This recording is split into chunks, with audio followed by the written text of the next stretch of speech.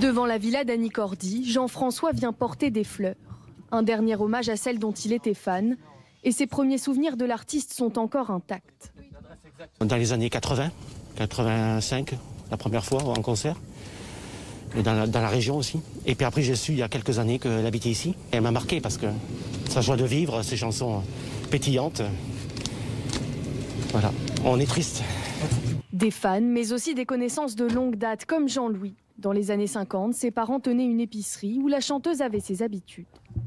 Il venait manger chez nous. Quand elle n'était pas en tournée, elle venait là. Elle téléphonait. Gabi, on peut venir? Oui, oui. Alors, elle mangeait les raviolis, passait des soirées super. En souvenir de leur moment partagé, Jean-Louis apporte une lettre récupérée par la nièce d'Annie Cordy.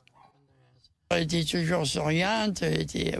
Mon père, il l'appelait la Marguerite, pas plus haut du sol. Elle s'appelait Marguerite. Elle était comme elle. On rigolait, tout ça.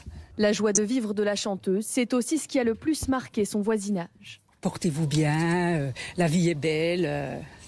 Elle regardait toujours la mer de son balcon. Voilà, une belle personne. Comme elle était à la scène, elle était dans la vie. Nini, la chanson m'a toujours appelée comme ça. Annie Cordy, c'était Nini la chance et avant tout la bonne du curé, écoulée à l'époque à plus d'1 million d'exemplaires.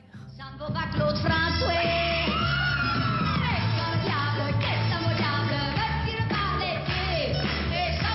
Mais pourtant, à tous les âges, c'est toujours le même refrain qui résonne dans les esprits. Tata yo-yo, qu'est-ce que t'as mis sous ton grand chapeau?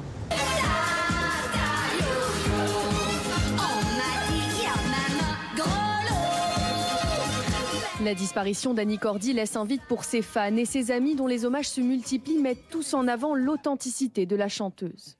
C'était la joie de vivre, mais c'était pas une joie de vivre fabriquée, c'était dans sa nature. Parce que souvent, les comiques sont tristes.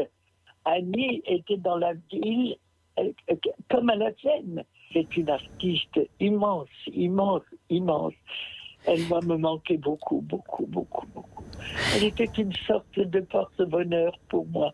Et nos petits coups de fil vont me manquer. Elle m'a fait danser, elle m'a fait chanter, elle m'a fait danser avec la quèque. Elle m'a dit, allez, il faut que tu t'améliores, il faut que tu sois de mieux en mieux. Elle avait aucun mépris pour le grand public, car c'était une immense comédienne. La carrière d'Annie Cordy débute dans les années 50, lorsqu'elle est repérée par le patron du Lido à Paris.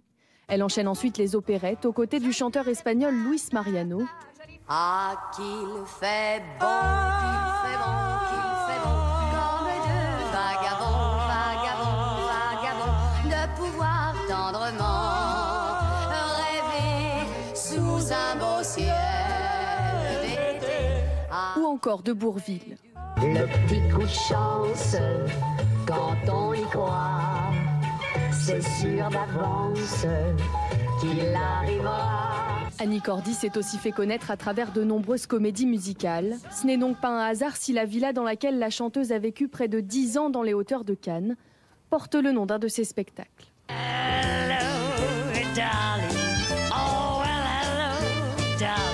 Au total, Annie Cordy aura donné près de 10 000 galas au cours d'une carrière longue de plus de 70 ans.